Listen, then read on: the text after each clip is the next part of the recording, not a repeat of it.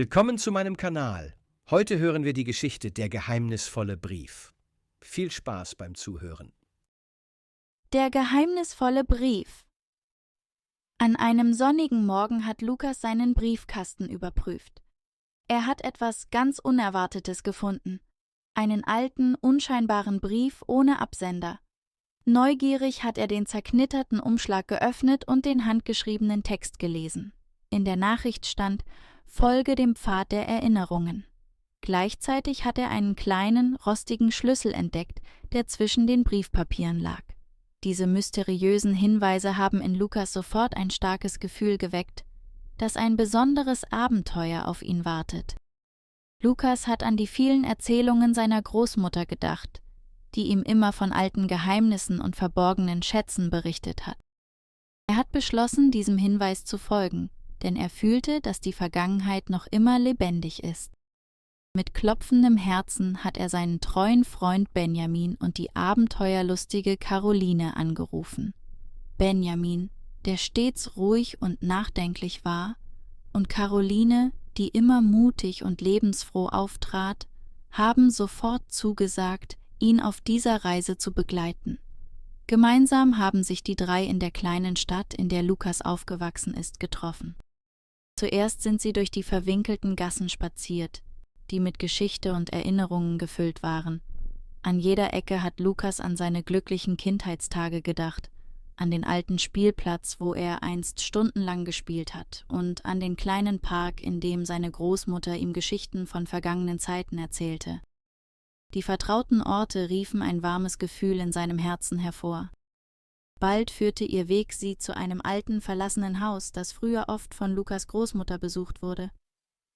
In einem verstaubten Zimmer dieses Hauses haben sie ein altes Fotoalbum entdeckt. Lukas hat in den vergilbten Bildern die liebevollen Momente aus seiner Kindheit wiedergefunden. Benjamin flüsterte: Es ist, als ob die Zeit stillsteht, während Caroline zustimmend lächelte und die Bedeutung der Erinnerungen unterstrich. Aus dem Fotoalbum fanden sie einen weiteren Hinweis. Eine kleine Notiz, die auf einen verborgenen Ort am Stadtrand hindeutete. Mit neuer Entschlossenheit sind die drei Freunde in ein abgelegenes Viertel gefahren, wo sie einen geheimnisvollen Schuppen entdeckten. Der Schuppen war alt, von Efeu umrankt und von hohen Bäumen umgeben, fast so, als ob er die Geheimnisse vergangener Zeiten bewahrte. Lukas hat den rostigen Schlüssel in das alte Schloss gesteckt und die schwere Truhe geöffnet.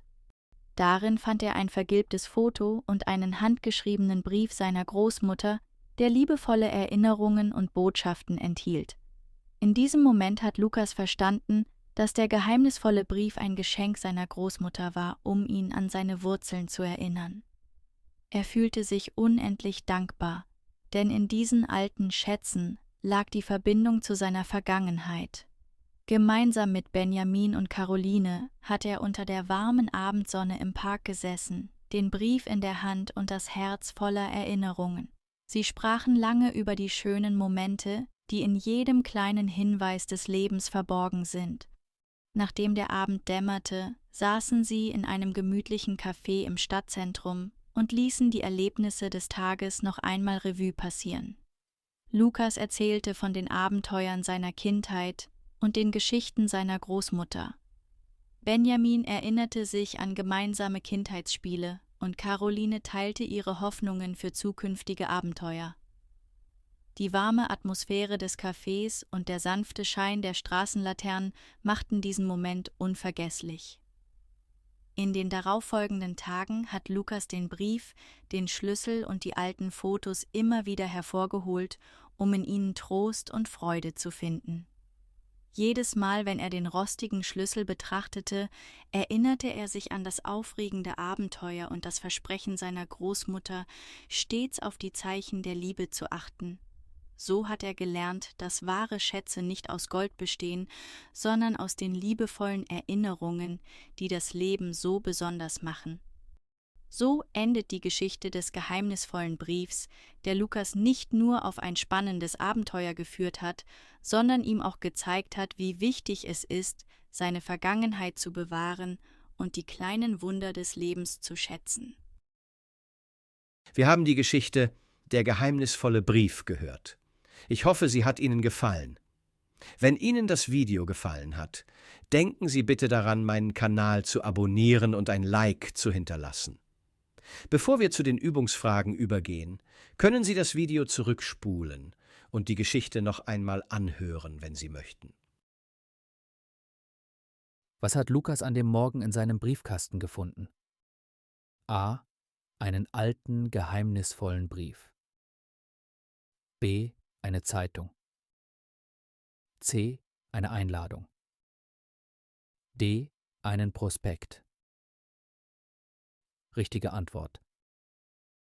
A. Einen alten, geheimnisvollen Brief. Er hat etwas ganz Unerwartetes gefunden. Einen alten, unscheinbaren Brief ohne Absender. Welcher Satz stand im handgeschriebenen Brief? A. Öffne die Truhe. B. Folge dem Pfad der Erinnerungen. C. Suche den verlorenen Schlüssel. D. Erinnere dich an die Vergangenheit. Richtige Antwort. B.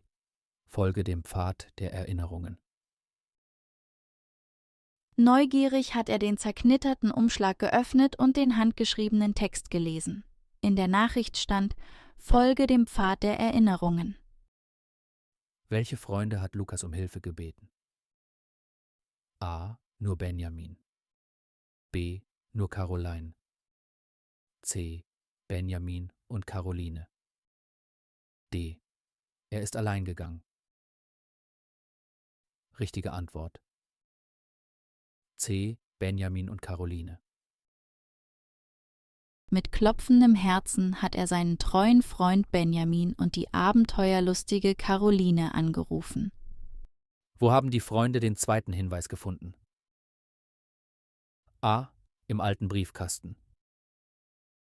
B. Auf dem Spielplatz. C. In einem verstaubten Fotoalbum im verlassenen Haus. D. In einem Café.